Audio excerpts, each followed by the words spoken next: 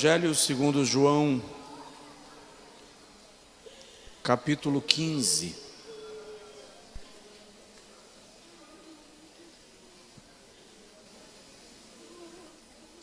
Aleluia.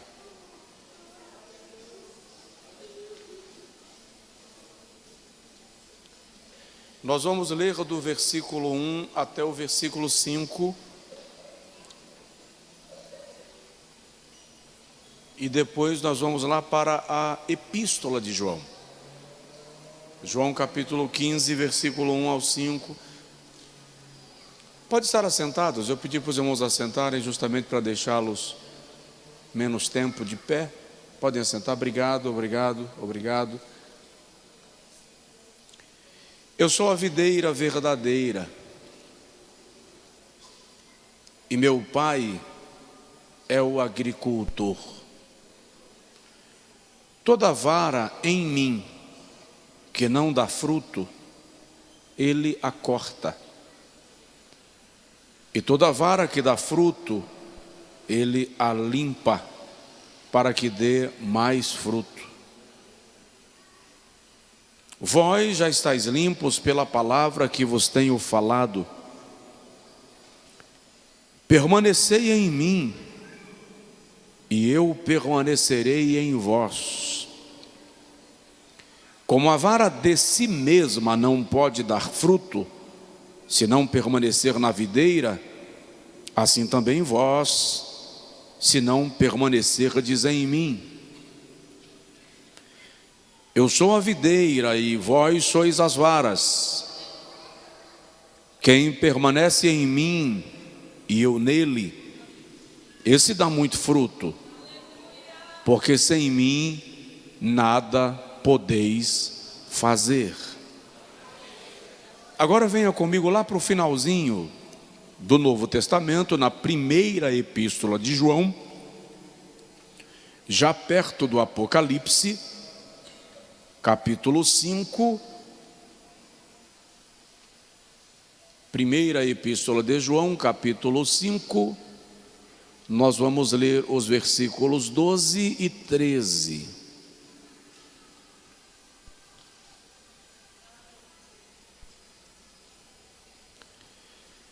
Diz assim: quem tem o Filho tem a vida. Quem não tem o Filho de Deus não tem a vida. Estas coisas vos escrevo a vós que credes no nome do Filho de Deus, para que saibais que tendes a vida eterna. Diga amém. Irmãos, hoje é o nosso culto de celebração da ceia do Senhor. Eu repito isto em cada culto de ceia. Para mim, a maior festa da igreja cristã é a celebração da ceia do Senhor. Há pelo menos 2 semanas eu venho falando aqui sobre a igreja, ministrando sobre a igreja. Falei terça-feira da semana passada sobre uma igreja viva. Esta semana falei sobre a igreja influencer, ou a igreja que influencia. Hoje eu quero falar um pouco sobre igreja como lugar de vida. Igreja, lugar de vida. Porque nós somos organismo vivo.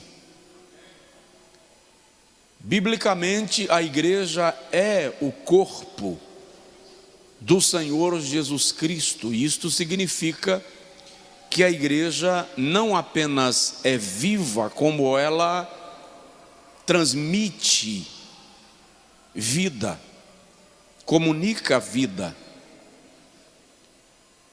Na definição comum, igreja é um grupo de fiéis unidos pela mesma fé e que segue a mesma doutrina bíblica.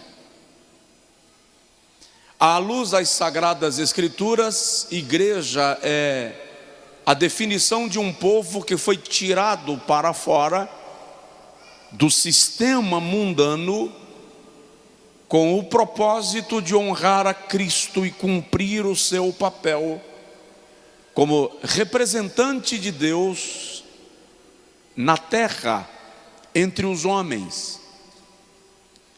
A igreja é chamada na Bíblia de coluna e firmeza da verdade. É chamada de edifício de Deus. É chamada de templo para a morada de Deus em espírito, não o templo físico, mas o templo espiritual. A igreja é chamada de vinha de Deus e também lavoura de Deus. A expressão mais conhecida para a igreja é corpo de Cristo. Quando nós participamos da ceia do Senhor e comemos do pão, bebemos do cálice, nós estamos declarando que fazemos parte do corpo do Senhor Jesus. Por isso mesmo ele declarou: este é o meu corpo que é partido por vós, este é o meu sangue que é derramado por vós. A igreja não é como alguns querem e dizem e até pregam, meramente o templo, a casa, o espaço físico. O templo sem a igreja não tem sentido. A igreja sem o templo continua sendo igreja, porque a igreja é antes de tudo espiritual. Ela é sim o templo do Senhor para a morada de Deus em espírito. O Espírito Santo habita em nós. Diga comigo: o Espírito Santo habita em nós. Nós vivemos num período estranho no Brasil e no mundo de modo geral. A noção de vida cristã, a noção de igreja, a noção de corpo está sofrendo alguns curtos, alguns empalidecimentos. De que modo, pastor Josué? Algumas pessoas dizem: eu quero Cristo, mas não quero a igreja. Acontece que o sacrifício de Jesus tem por propósito a formação da igreja.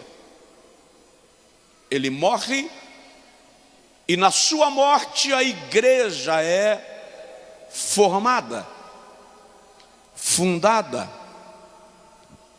É fato que muitas pessoas estão decepcionadas com a igreja enquanto instituição, com a igreja enquanto organização. São pessoas que dizem que aceitaram a Jesus, falam de conversão, falam de batismo com o Espírito Santo, falam até que possuem os dons espirituais, mas não querem fazer parte da igreja. Não é possível ser corpo de Cristo sem ser igreja. Não é possível ser corpo de Cristo sem ser igreja. Você pode até fazer parte de uma igreja e não ser membro do corpo de Cristo, mas você não pode fazer parte da igreja e não ser corpo de Cristo. Para fazer parte de uma igreja, basta você viver um processo de conversão, que a gente chama de aceitar a Jesus como Salvador, recebeu a oração, passou a frequentá-la, você é parte de uma igreja. Mas fazer parte da igreja requer um processo de regeneração pelo novo nascimento, que é operado pela ação do Espírito Santo em nós, gerando nova vida, produzindo em nós a natureza de Cristo, o caráter de Cristo, que nos torna membros do seu corpo. Paulo, escrevendo aos Romanos, no capítulo 12, versículo 5, diz que embora sejamos muitos, somos um só corpo em Cristo e individualmente membros uns dos outros. Significa entender que no corpo há conexão, comunhão entre os seus membros e interdependência entre eles. O corpo de Cristo não é formado pela união das igrejas. O corpo de Cristo é formado pela união dos membros. Nós somos membros do corpo de Cristo. E quando funcionamos em junção, compreendemos o que é um organismo gerando vida. E presta atenção, não é que a igreja Assembleia de Deus é um corpo de Cristo, e a igreja batista é outro corpo de Cristo, e a igreja presbiteriana é outro corpo de Cristo, e infelizmente é assim que a nossa mentalidade enxerga. Nós compreendemos essa conexão do corpo, dos membros do corpo, olhando apenas dentro do limite do nosso universo denominacional e religioso. Mas aqueles que foram salvos pelo sangue do Cordeiro formam a igreja. Estes são o corpo do Senhor Jesus. Estes estão unidos por propósito. É muito interessante observar que quando nós participamos da ceia do Senhor, se nós tivéssemos uma experiência que Paulo admoesta quando escreve sobre esse assunto aos Coríntios, ele diz: muitos comem e bebem indignamente, não discernindo o corpo do Senhor. Por muito tempo se pregou que comer e beber indignamente era porque você cometeu um delito e veio e participou da Santa Ceia sem publicar o seu delito. Nada a ver. O comer indignamente é perder o discernimento do corpo. É deixar de compreender que nós somos conjuntamente o corpo de Cristo. E individualmente, diz Paulo, membros do seu corpo. Quando eu compreendo que a igreja que eu congrego é um corpo, mas a outra igreja eu não vejo como esse mesmo corpo, eu não discerni o corpo. Eu esquartejei, eu desconjuntei o corpo. Deus não olha para a terra e vê denominações, Deus olha para a terra e vê a noiva. A noiva de Jesus. Um organismo que funciona para o cumprimento de um propósito que está dentro do plano que o próprio Deus estabeleceu. Na igreja, nós não somos classificados por títulos, níveis. Na igreja nós somos classificados como membros do corpo do Senhor, salvos e redimidos, de modo que não é possível você querer Jesus e não querer a igreja, porque a igreja é o corpo de Jesus. O que está faltando, obviamente, é a consciência de corpo. A consciência de corpo nos impediria de pisarmos uns nos outros. O teu pé direito não pisa no teu pé esquerdo. Você não dá um tapa no teu rosto. A manicure pode até, cortando a tua unha, cortar o teu dedo, mas você, cortando a tua unha, não corta o teu dedo. Porque o mecanismo, a conexão indica que no momento que eu vou me machucar, antes que eu aperte o alicate, o cortador de unha, eu percebo a dor e eu recuo, porque o corpo se defende. Tem alguém do seu lado? Se tiver, diz para ele: nós somos corpo.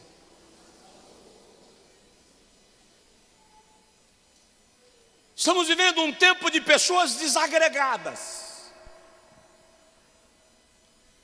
Eu serei crente e cristão desconectado da igreja. Mas qual seria a sensação de sair de casa um dia à noite e, trafegando na rua da sua casa, você encontrar uma perna andando sozinha?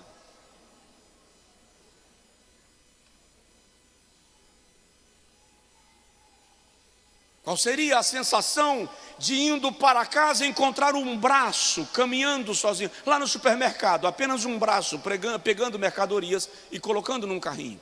Você fica no supermercado,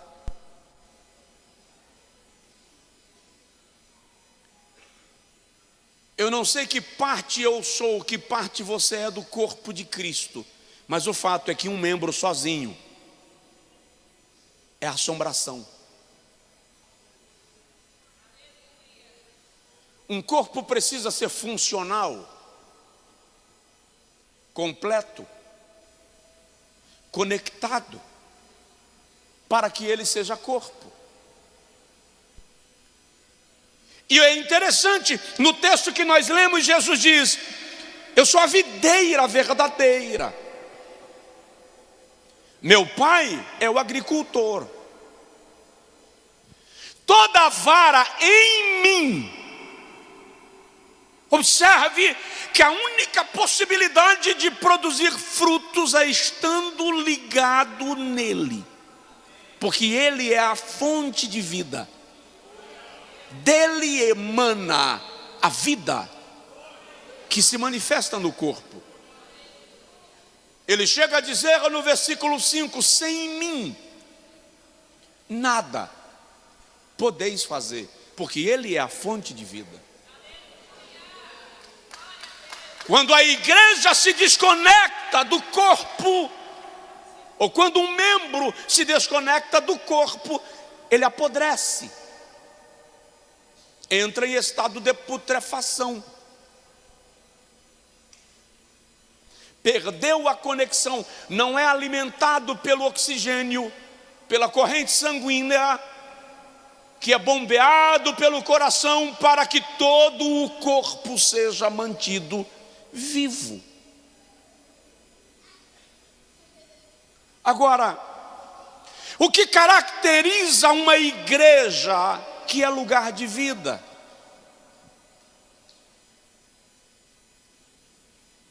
O que fará de nós a igreja desse século uma igreja que de fato é um lugar de vida e não um vale de ossos secos? Primeiro, compromisso. Os membros de um corpo são comprometidos com o corpo de modo geral, e cada membro é comprometido com o outro membro. Imagine que quando um membro para de funcionar, todo o corpo é comprometido. Vou dar um exemplo simples. Quem já teve cãibra? Quando aquele nó dá na panturrilha, na coxa. Deixa eu simplificar. Quando aquele nozinho dá no pé, e você acorda à madrugada com o calcanhar indo e o peito do pé vindo e os dedos dobrando. E o incrível, você não tem domínio, você não controla, você não reverte, não tem comando que resolva o problema, ela vai lhe machucar. O simples fato de o pé entrar em estado de cãibra, todo o seu corpo é paralisado em função disto. Por quê? Porque há um comprometimento de cada membro do corpo com o corpo inteiro. Gente que quer Jesus, mas não quer a igreja, é gente que quer caminhar, mas não quer ser membro do corpo. E acontece que ser do corpo exige compromisso. Vivemos uma geração de crentes indiferentes. Cada um vive a sua vida e o que tiver que ser, que seja. Ninguém, aspas, eu vou retirar o ninguém, quase ninguém se compromete com a igreja de maneira direta. Eu vou à igreja no dia que me interessa. No dia que eu preciso de uma palavra, eu vou lá, como eu vou ao restaurante no dia que eu não quero comer a comida de casa. Quando eu era menino, feriado era uma grande oportunidade de a igreja fazer um dia de jejum e oração, o famoso dia com Deus. Hoje é o dia da praia. Faz, pastor, um evento terça-feira no feriado aqui. Fica só. Só não é agravando a todos. Alguns vêm. Vivemos um universo que nós somos mais comprometidos com o clube do futebol para o qual nós torcemos do que com a igreja. Os flamenguistas, levantem a mão, que eu quero orar por você. Os são paulinos, levantem a mão, que eu vou levantar um clamor agora. Os corintianos, Vitória, Bahia, Fluminense de Feira. Sabe o que é interessante? Se o seu clube cair para a segunda divisão e para a terceira, você continua torcendo por ele. E ele fica 1 ano na terceira divisão, 2 anos, 3 anos, e você crê que ele vai subir para B. Depois de mais um tempo, você crê que ele vem para A. E quando termina o campeonato, ele fica na lanterninha. E você faz até oração para não descer. Mas se a igreja tiver dificuldades, a gente abandona.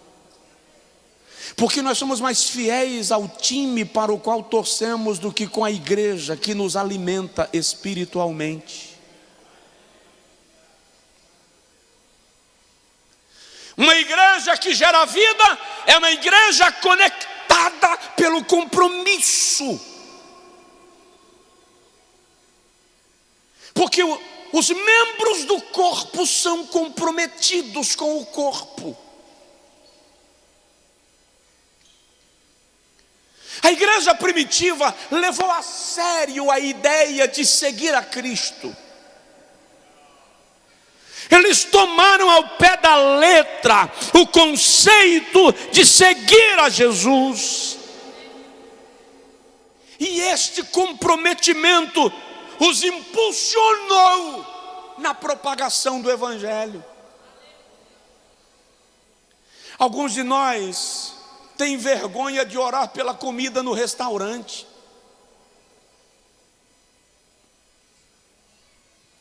Alguns de nós têm vergonha de carregar a Bíblia no ponto de ônibus.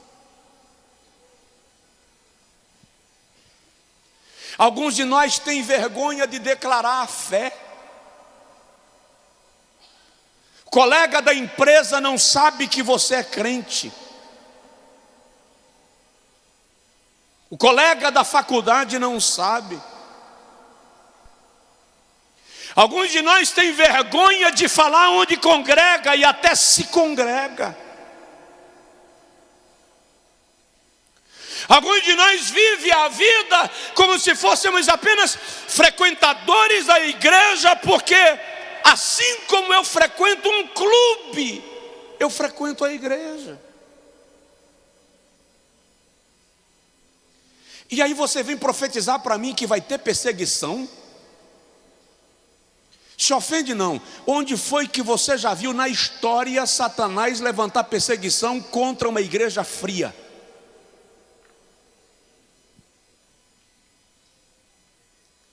Igreja só sofre perseguição quando ela ameaça o reino das trevas. Quando ela não ameaça, é muito cômodo para Satanás mantê-la fria, porque assim vai tudo bem e ninguém incomoda ninguém. Só que presta atenção, quem está em cima do muro também tem lado, porque o muro tem dono. Uma igreja que gera vida, uma igreja que é lugar de vida, está comprometida com o corpo. Está comprometida com a missão. Está comprometida com o outro membro.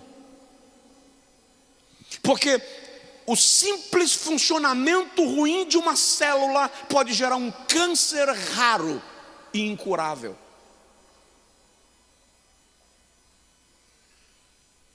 Tem alguém aí? Segundo, uma igreja que gera vida é marcada pela fé. Diga comigo, fé. Mas deixa eu falar de fé numa perspectiva diferente da fé que nós conhecemos. Para a maioria de nós, da igreja moderna, a fé é um agente causador de milagres. Para a igreja primitiva, a fé é o bojo de doutrinas a serem cumpridas e obedecidas, observadas. Nós queremos a fé que gera milagres, mas eles praticavam a fé que gera obediência. Para nós, fé é mandar o paralítico andar e ele se levantar. Para a igreja primitiva, fé era a disposição de servir a Deus em meio à perseguição, e o paralítico andar era apenas a consequência disto.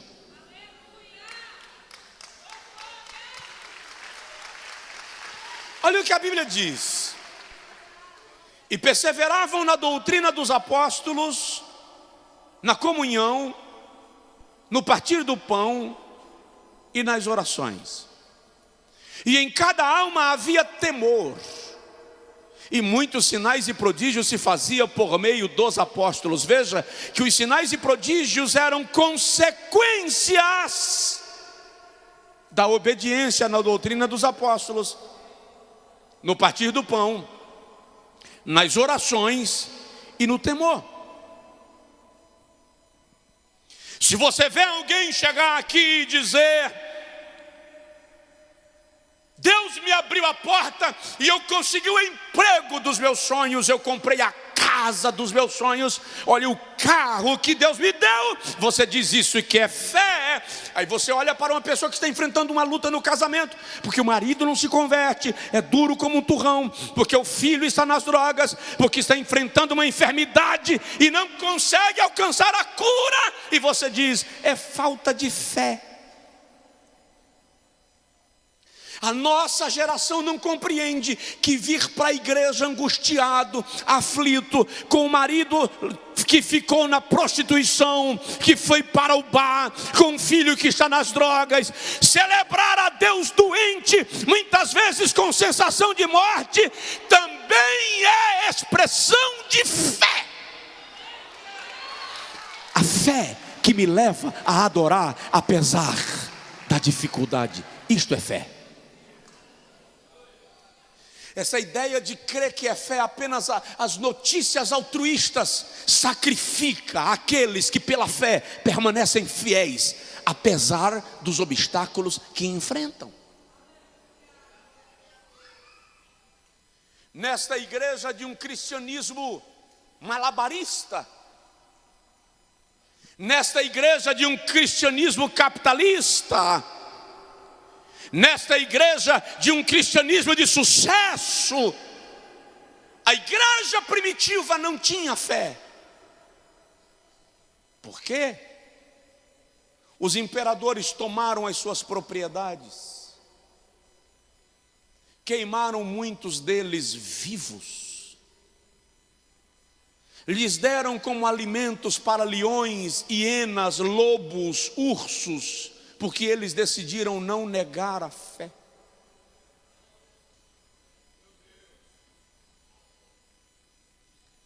Uma igreja que gera vida, ou uma igreja como lugar de vida, é marcada pela fé que lhe leva a uma experiência de obediência.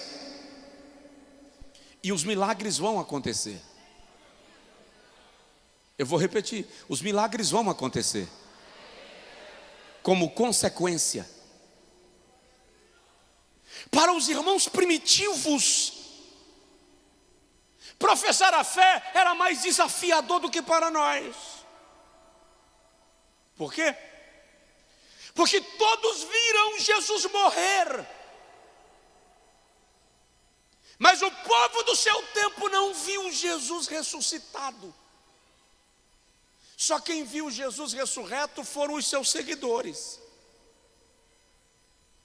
Mas agora eles chegam para as pessoas que viram Jesus morrer e dizem: ele está vivo, ele ressuscitou.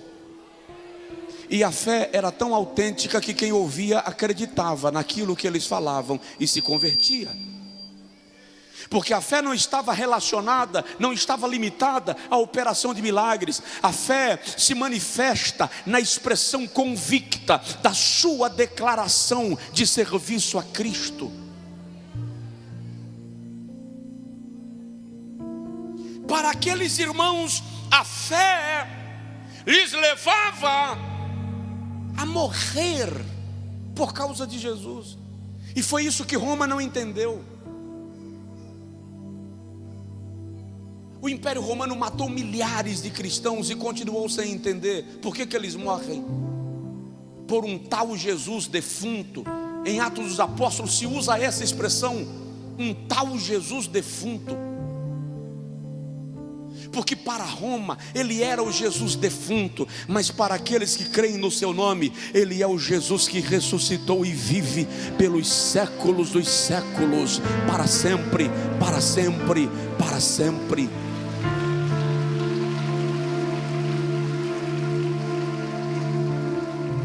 As pessoas que nos ouvem precisam enxergar na nossa tribulação a nossa fé.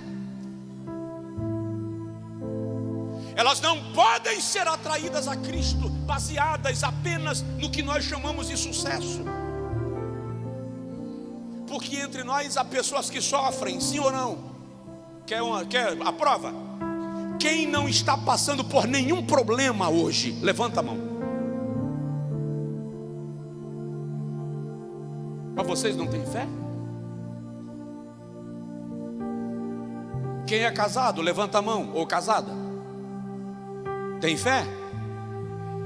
Quem dos casados que levantou a mão aqui, que são cheios de fé, não tem nenhum problema com o cônjuge, levanta a mão. Eu quero conhecer esse anjo.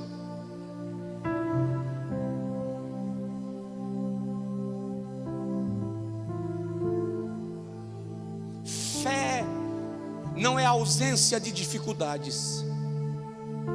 A fé não se manifesta na ausência de problemas. A fé não se manifesta quando tudo está perfeito. A fé se manifesta quando, apesar da tribulação, eu consigo me colocar diante de Deus e cantar louvores ao Senhor e declarar que a minha esperança é o céu, porque Jesus Cristo vem, Ele prometeu e eu creio nele.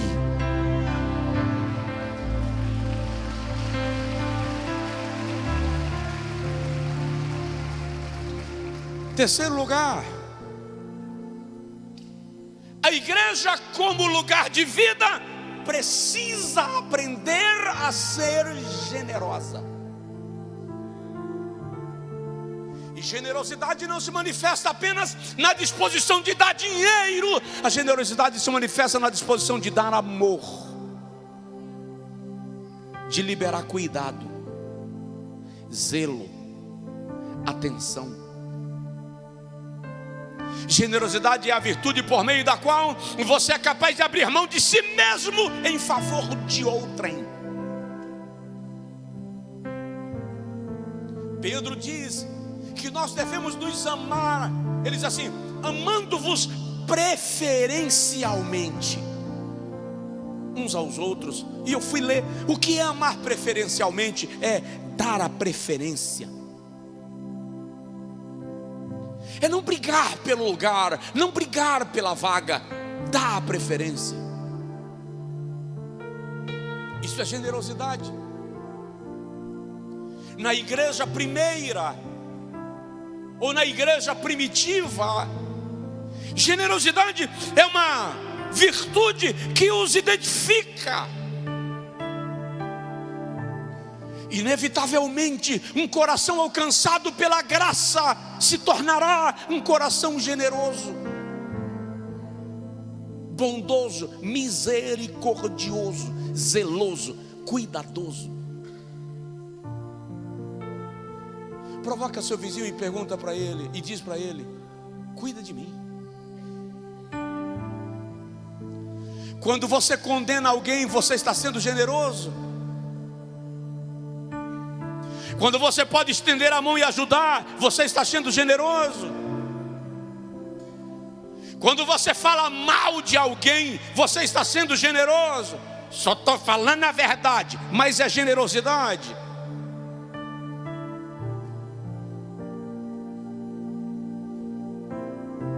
Vivemos num universo complexo, carregado de individualismo, egocentrismo, ou o que eu chamo de umbiguismo. Cada um olhando para o seu próprio umbigo e o resto que se dane. Mas Deus nos dá exemplo de generosidade quando a Bíblia diz que Ele nos amou de tal maneira que deu o seu Filho único, para que todo aquele que nele crê não pereça, mas tenha a vida eterna. Se tem um povo que não tem o direito de não ser generoso, é aquele que foi salvo. Por quê? Porque foi salvo pela graça. E isso é generosidade. Jesus declarou: de graça recebestes, de graça dai. Isso é generosidade. Na parábola do bom samaritano, o que Jesus está ensinando é sobre generosidade. É sobre você ver alguém ferido e caído, e se você pode resgatá-lo para que não morra, fazê-lo. Isso é generosidade. É isso que Jesus está ensinando na parábola. Em Levítico, há uma regra da lei mosaica que diz que se o camarada viesse do campo trazendo uma cesta, um cesto cheio de espigas, e a espiga caísse, ele não poderia voltar para pegá-la. Deveria deixar para o órfão, para a viúva, para o pobre ou para o viajante. É uma aula, é uma lição de generosidade. Presta atenção. Deus não te dá bênçãos baseadas nas tuas necessidades. Deus nos abençoa baseados em princípios. Quando nós cumprimos princípios, nós alcançamos as suas bênçãos. E generosidade é um princípio. Jesus diz assim: bem-aventurados os misericordiosos, porque eles alcançarão misericórdia. Você não recebe misericórdia porque você precisa de misericórdia. Você recebe misericórdia porque você pratica misericórdia e colhe misericórdia.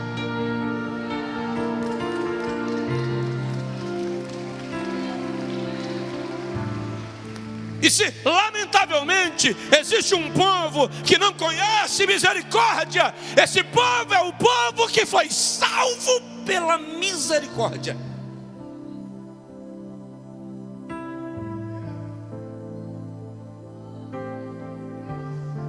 Eu só tenho chance de ir para o céu porque Deus, olhando para os meus pecados, ignorou-os e me quis. Mas quando eu olho para os pecados de alguém de quem eu me julgo melhor, eu quero chegar e terminar de empurrá-lo no buraco. Sabe por quê? Porque o pecado de quem eu joguei no buraco me constrange pela minha pureza? Não, o pecado dele aponta ao meu. Então, para eu não ter que enxergar o meu pecado, a minha natureza, eu destruo quem estiver na minha frente nessa situação. Ausência de generosidade.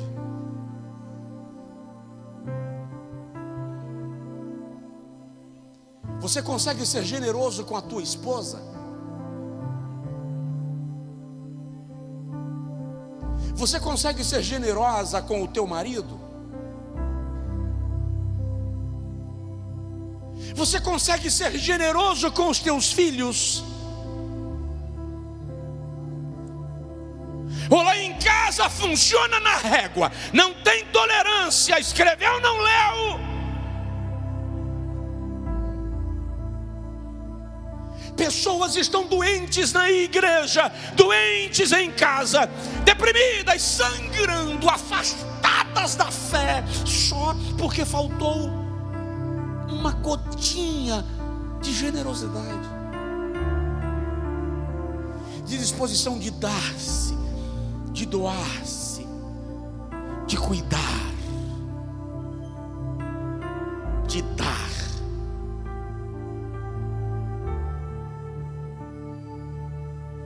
A igreja é um lugar de vida, mas ela precisa ser generosa.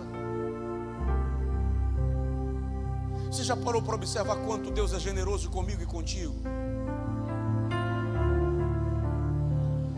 Por favor, faz assim, ó.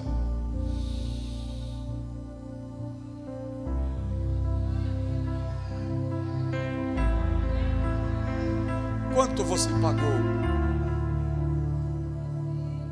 Passou no cartão de crédito? Você se olhou no espelho hoje? O nariz está no lugar? É, pastor, mas eu não gosto do meu nariz. Mas imagina se ele fosse na sola do pé.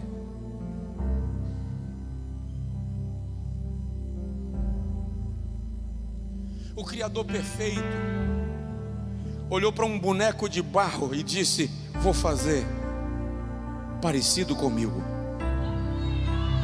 Eu vou doar para ele a minha imagem e a minha semelhança. Isso é generosidade. E quando esse boneco velho que iria secar e torrar está pronto. Ele olha e outra vez é generoso quando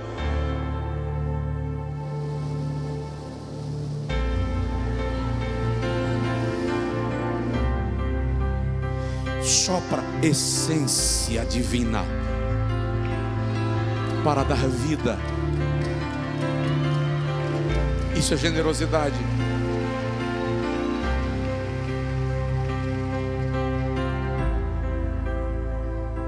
E quando o homem peca, ele outra vez revela a sua generosidade quando expulsa o homem do jardim. Ei, a expulsão do jardim não foi castigo, foi generosidade. Tirarei o homem do jardim para que ele não coma da árvore da vida e viva para sempre no pecado. Quando Deus tira o homem do acesso da árvore da vida, está lhe livrando de ser condenado vivo ao inferno. Ele poderia dizer: se vira. E ainda diz: e da semente da mulher eu vou levantar o varão que vai esmagar a cabeça da serpente. Generosidade. Como podemos dizer que somos igreja se entre nós pessoas passam por dificuldades e nós sabemos e não fazemos nada? Como podemos dizer que somos igreja se sabemos de alguém que está doente e negamos a visita? Como podemos dizer que somos igreja se sabemos de alguém dentre nós que pecou, bebeu água da fossa, está jogado e entregue às hienas e só vai levantar se alguém for lá e jogar no ombro? E a gente não vai porque a gente diz: pecou porque quis, conhece o evangelho e a Bíblia é muito clara. A Bíblia é muito clara quando diz que aquele que pode fazer o bem e não faz, comete pecado.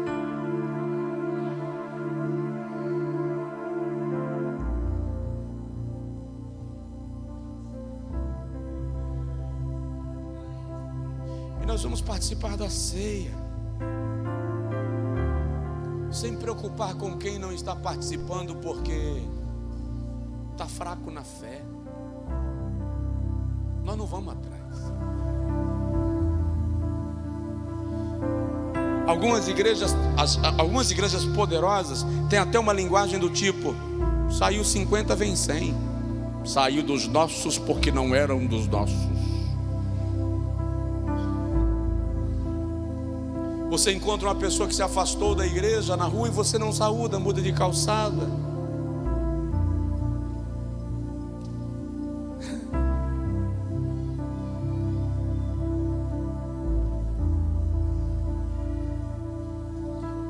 Porque não há generosidade. Eu já disse aqui, uma pessoa comete suicídio e nós não nos preocupamos com a situação que a levou a tal coisa e em que situação ficou a família. A gente vai discutir se ela foi salva ou não.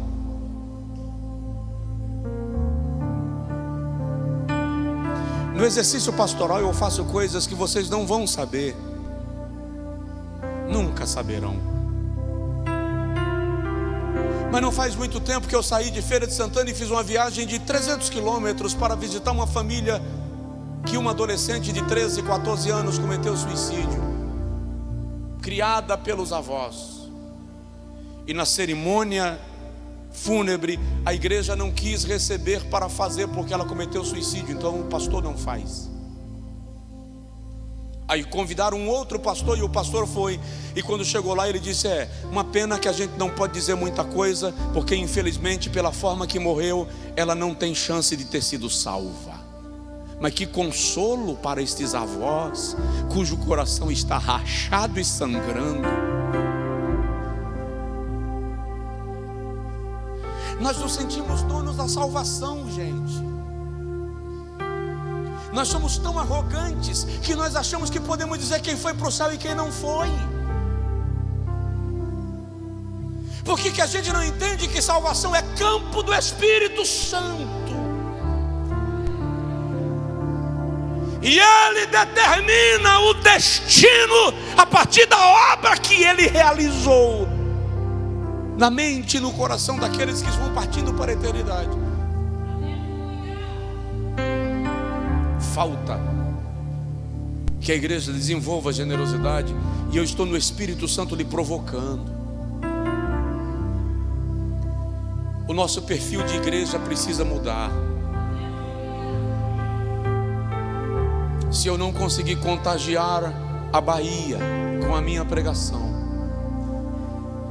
se eu não conseguir contagiar o Brasil, se eu não conseguir contagiar o mundo, quem dera que pelo menos eu consiga contagiar aqueles que são pastoreados pela missão que Deus me deu. Caso contrário, terei sacrificado a minha vida por nada. Porque se a igreja não for igreja na prática, não faz sentido. Organizações já temos demais. Nós não precisamos que a igreja seja uma organização.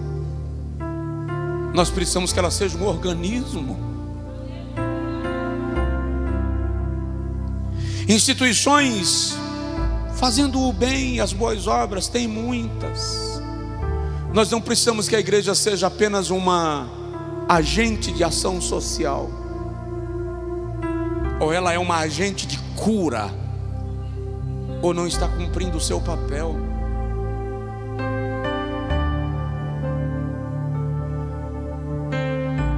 Eu vou concluir dizendo que a igreja, como lugar de vida, é a habitação do Espírito Santo.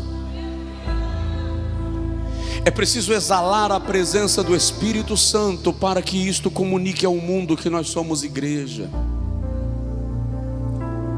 Jesus diz em João 14, 16 e 17: e eu rogarei ao Pai, e Ele vos dará outro Consolador, o Espírito da verdade, o qual o mundo não conhece, nem pode receber, mas vós o conheceis, porque Ele estará convosco e habitará em vós. Ele habita em mim e em você. Eu vou dizer algo que talvez os mais conservadores me caracterizem como um herege, mas eu e você temos obrigação de sermos mais crentes do que Abraão. Eu e você temos a obrigação de sermos mais crentes do que Moisés. Eu e você temos a obrigação de sermos mais crentes do que Jeremias e do que Isaías. Que onda é essa, pastor? Não entendi. Na dispensação do Antigo Testamento, o Espírito Santo não habitava neles. O Espírito Santo vinha sobre 3 classes de pessoas: reis, profetas e sacerdotes. O Espírito Santo descia sobre eles, fazia o que veio fazer e se retirava. Por isso que é tão comum e repetitivo no Antigo Testamento a expressão: e veio sobre ele o Espírito do Senhor, e o Espírito se apoderou dele, e o Espírito desceu sobre ele. Porque o Espírito descia, fazia e ia embora.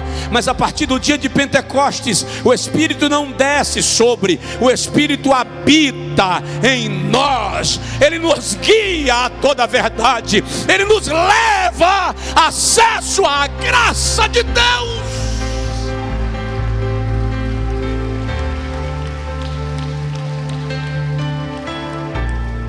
De modo que uma igreja como lugar de vida precisa entender que o Espírito Santo habita nela o tempo inteiro. Paulo diz aos Efésios, no capítulo 2, versículo 20: edificado sobre o fundamento dos apóstolos e dos profetas, do qual Cristo Jesus é a principal pedra angular, no qual vós sois juntamente edificados nele para moradas de Deus em Espírito. Ele mora em você. Ei, Não te pode faltar misericórdia. Você não pode ser flagrado no momento, não é porque o Espírito Santo não estava aqui, eu não consegui usar de misericórdia. Ele mora em você, então você não pode ser encontrado desprovido de misericórdia. Você não pode ser encontrado desprovido de graça, porque o Espírito da graça habita em mim e em você. Ei, isso é perene, isso é permanente. O Espírito Santo não entra em você quando você entra no portão da igreja. Ele já mora em você e em mim. Paulo diz a Timóteo: guarda o bom depósito pelo Espírito Santo que habita em nós.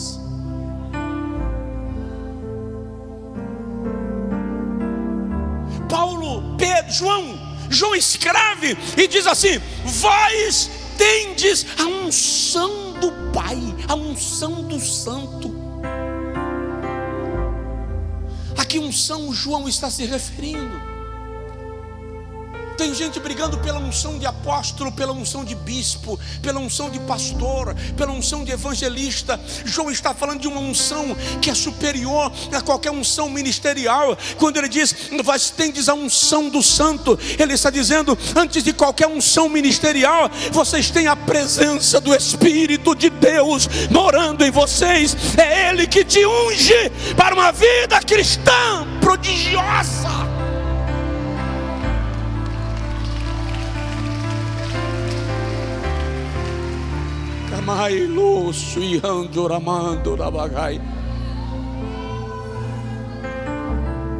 Mas o que acontece? Nós queremos que o Espírito Santo entre em nós e habite, mas tem algumas áreas da nossa vida que a gente não libera para Ele. Tem algumas áreas da nossa vida que a gente diz ao Espírito Santo: esse quartinho aqui, mexe não, que tem rato, barato, o senhor pode ter renite. E a gente deixa o bagulho naquele quartinho. Ezequiel 47. E a gente conclui. Eu estou conversando com Deus sobre coisas muito sérias.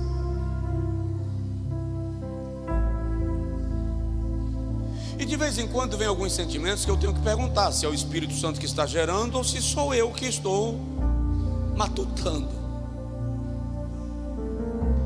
Mas Ezequiel 47, Ezequiel estava no templo.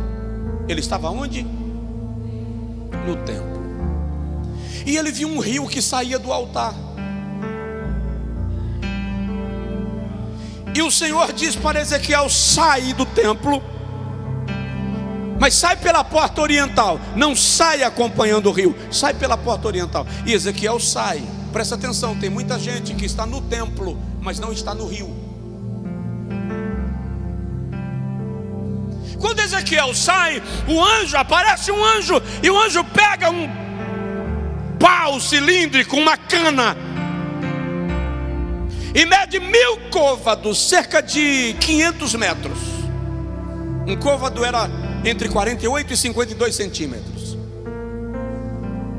Quando mede mil côvados, diz para Ezequiel: vem. E Ezequiel diz: eu entrei nas águas. Veja que ele estava no templo, mas só entrou nas águas agora. Ele não estava no rio. Quanta gente que está no templo, mas não entra no rio. Você vem para a igreja, mas o rio não te molha. Você se declara crente, mas o rio não te encharca, nada muda. Não importa quantas pregações você ouve, continua igual. Entra no rio. Aí Ezequiel diz: eu entrei e as águas me cobriam os tornozelos. Quando Ezequiel cobre os tornozelos, ele diz: o homem, o jovem, o mancebo, mediu mais 1000 côvados. E disse a Ezequiel: vem. E Ezequiel diz: eu entrei e as águas me cobriam os joelhos. Veja que ele vai aprofundando. Quando as águas cobrem os joelhos, Ezequiel diz: e ele me deu mais 1000. E me disse: vem. E Ezequiel disse: eu entrei. E as águas me cobriam os lombos, região central das costas.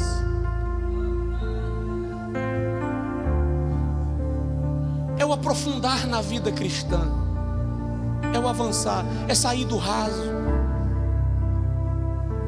é parar de ser sócio de igreja,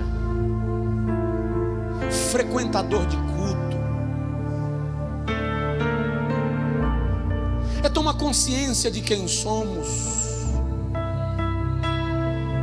Aí Ezequiel diz: o anjo mediu mais 1000 côvados e me disse: vem. Aí Ezequiel diz: eu não pude ir mais, porque já não eram águas para se atravessar andando, mas águas para se atravessar a nado. Aí Ezequiel diz: e ele veio e me tomou pela minha mão e me levou e me fez nadar e me levou a ambas as margens do rio. E eu vi que onde a água chegava havia cardumes de peixes e árvores frondosas, e a água desembocava no mar morto e havia vida. Aleluia. Presta atenção, Deus quer nos levar a um nível de plenitude que nós não nos dominamos mais, que nós não decidimos mais, que nós não temos mais o comando. É quando Ele nos toma pela mão e nos leva onde Ele quiser. Ei, já não dá tempo de você tomar decisão sozinho. Deixa o Senhor te tomar pela mão e te levar.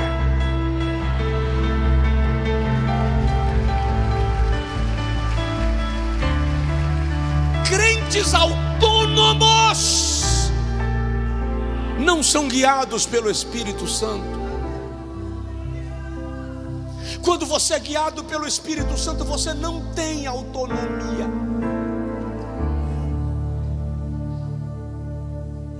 Você não vai para onde quer, você não decide o seu destino.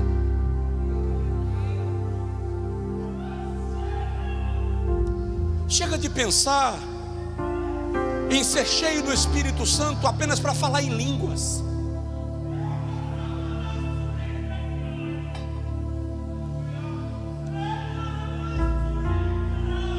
Senhores pentecostais, ser cheio do Espírito Santo apenas para falar em línguas é muito pouco para o que Deus tem para você.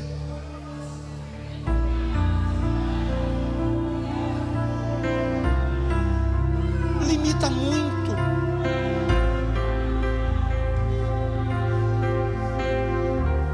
Sabe quando chove e faz aquela poça d'água na porta de casa, e o sapinho está lá fazendo barulho a noite toda na poça d'água? Filho da vida, tem uma poça d'água para mim. E a rã lá na cerâmica do banheiro, só porque é fria. Filho da vida, e impedindo o dono da casa de entrar, porque o dono da casa tem medo de rã. Agora pensa no peixe que não se contenta com a poça d'água, que não se contenta com a parede fria. Ele quer rio, quer oceano, porque ele deseja mergulhar e brincar nas águas frias e nas águas quentes. Ele deseja pular e saltar e voltar para as águas e festejar, porque quem tem oceano não se contenta com poça.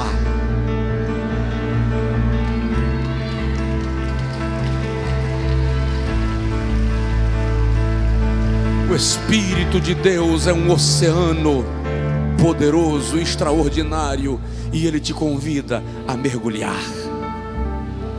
Fica de pé, por favor, quem puder.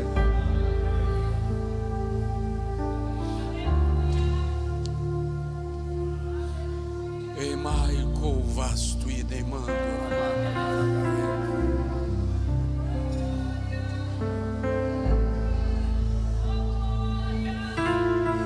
Eu preciso, Deus, que esta igreja seja lugar de vida. Eu preciso, Deus, e tu sabes que eu preciso, ouvir testemunhos de que onde alguém desta casa passou, a vida foi comunicada, a vida foi transmitida. Nós precisamos, Pai. Eu preciso que o Senhor modele a igreja que o Senhor me confiou, pastorei, e aqueles que são alcançados pela palavra que o Senhor dispõe na minha boca. Eu preciso que esta palavra comece a transformar a nossa postura de igreja. Eu preciso que a gente largue de ser apenas uma organização, que a gente deixe de ser uma instituição. Eu preciso que nós deixemos de ser apenas um agrupamento de pessoas e passemos a ser um organismo, onde um membro responde pelo outro, onde um membro comunica vida ao outro. Só assim nós seremos poderosos no Senhor, para que essa cidade, para que esse estado ouça de Jesus através de nós. Eu preciso que o marido desta irmã veja que ela é membro do corpo, que uma operação do teu Espírito gerou uma mudança extraordinária na esposa dele. Eu preciso que a mulher deste homem veja a transformação que está sendo operada nele, porque nós somos um corpo e estamos bombeando sangue para todos os membros do corpo. Eu preciso, Senhor, que o membro ferido, cortado, sangrando, seja curado, porque o próprio organismo vai liberar elementos de cura. Aleluia.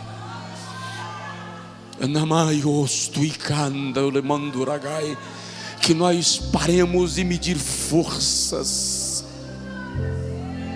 que nós paremos de fazer queda de braço com o outro braço do mesmo corpo, e nós compreendamos que os dois braços trabalhando levantarão o peso com muito mais facilidade.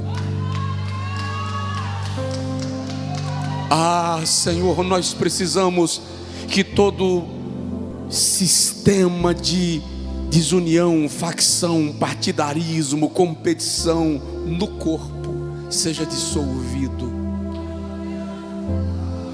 Dissolve os coágulos deste corpo, tira os tumores e nódulos desse corpo. Ele precisa funcionar, Senhor. Ele precisa funcionar. Espírito de Deus, paira sobre esta casa agora, sobre aqueles que me ouvem onde estiverem. Comunica vida. Toda palavra de morte, toda palavra que fere, toda palavra que entristece, seja desfeita. Que haja nesta noite, Senhor, uma disposição de reconciliação, uma disposição de pedido de perdão, uma disposição de humildade, uma disposição de quebrantamento, que vai gerando uma mudança incomum na nossa existência, e o nosso coração comece a experimentar a vida que emana do caule da videira, porque nós somos as varas e só temos vida se estivermos ligados em Ti. Gera vida. Gera vida, gera vida. Eu te rogo agora, Senhor, sopra um vento. Não sopra apenas nesta casa, sopra um vento em casa, sopra um vento na cidade, sopra um vento, sopra um vento, sopra um vento, Senhor querido, aquele vento do vale de ossos secos, que faz com que os ossos saiam cada um do seu lugar e se unam ao seu osso. Aquele vento que fez com que viesse pele, carne, músculos. Aquele vento que transformou um vale de ossos num exército poderoso. Sopra.